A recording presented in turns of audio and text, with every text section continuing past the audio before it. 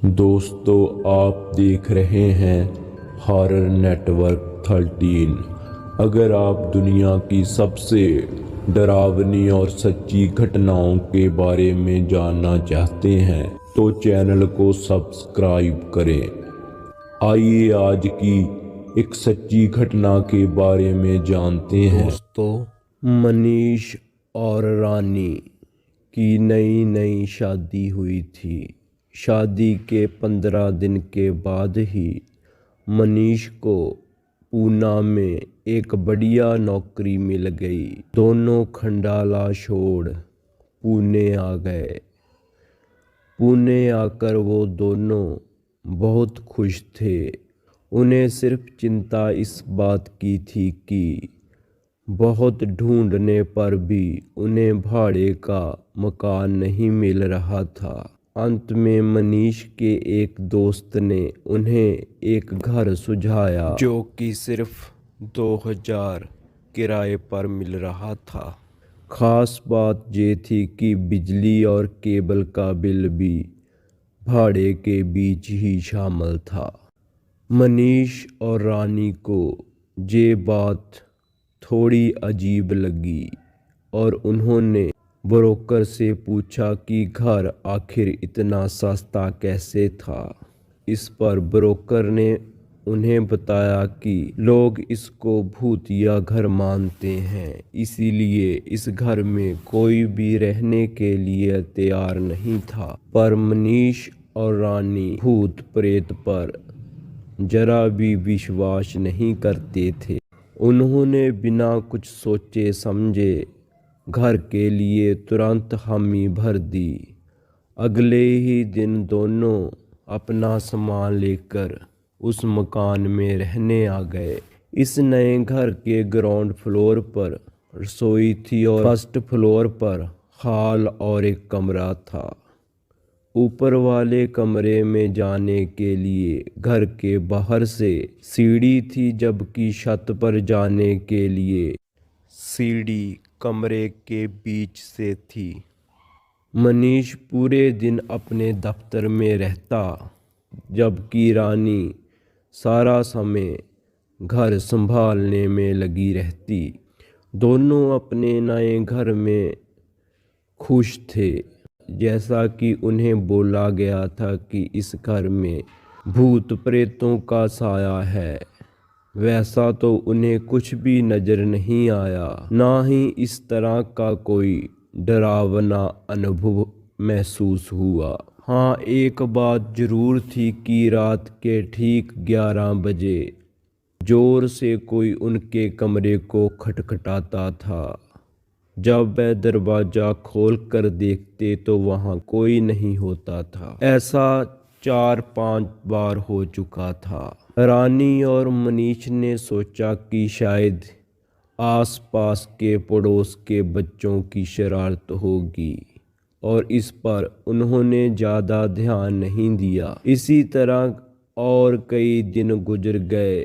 दरवाजे पर खटखटाना अब रोज की बात हो गई थी, लेकिन इस खटखटाने के अलावा उन्हें इस घर में और किसी चीज़ की कोई परेशानी नहीं थी, इसलिए दोनों ने इसे नज़रअंदाज कर दिया।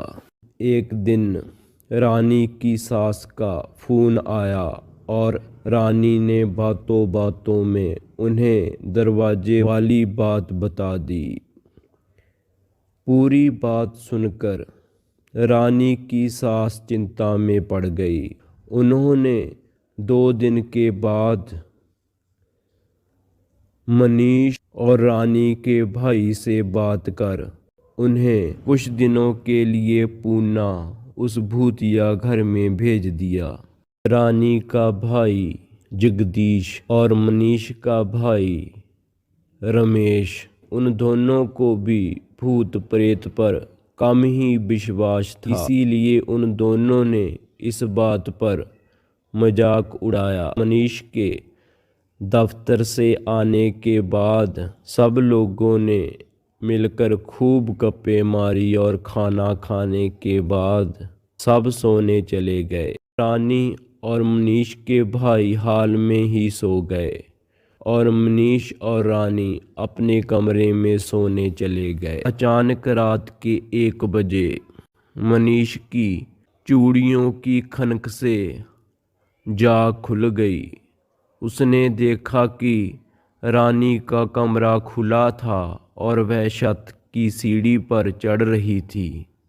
मनीष ने रानी को रुकने के लिए आवाज लगाई, भाभी, इतनी रात को सीढ़ियों पर कहाँ जा रही हो? लेकिन रानी ने उसकी तरफ कोई ध्यान नहीं दिया और वह सीढ़ियों पर चढ़ती रही। रानी को रोकने के लिए मनीष ने फिर से आवाज लगाई। रमेश की आवाज सुनकर जगदीश की भी नींद खुल गई और वह दोनों सीढ़ियों की तरफ दौड़ने लगे। तब तक रानी छत पर पहुंच चुकी थी और छत की दीवार पर चढ़ गई। पीछे से रमेश ने कई बार पुकारा मगर रानी ने कोई जवाब नहीं दिया। रमेश दौड़कर रानी के पास पहुंचा। रानी छत से छलांग लगाने ही वाली थी कि रमेश ने उसे पकड़ लिया और उसे नीचे उतारा। अगले दिन घर के मालिक को बुलाया और सारी घटना के बारे में बात की गई। मकान मालिक ने बताया कि पहले इस घर में जो परिवार रहता था उसमें पति पत्नी के अलावा उनकी एक बेटी थी। एक दिन अचानक दिल का दौरा पड़ने से पति की मौत हो गई।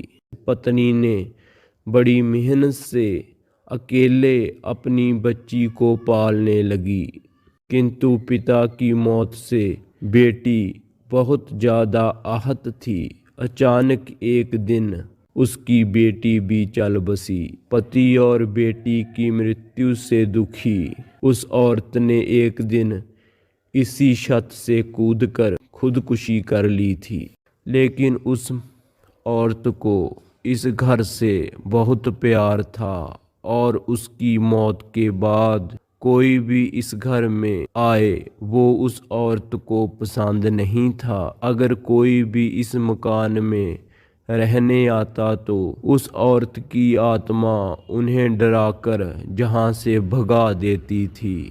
मकान मालिक की सारी बात सुनकर रानी और मनीष बुरी तरह से डर गए।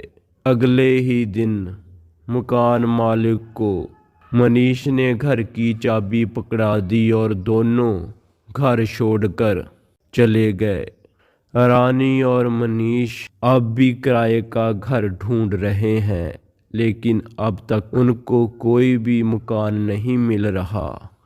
इसके पीछे क्या वजह हो सकती है, आप कमेंट कर ज़रूर बताएं।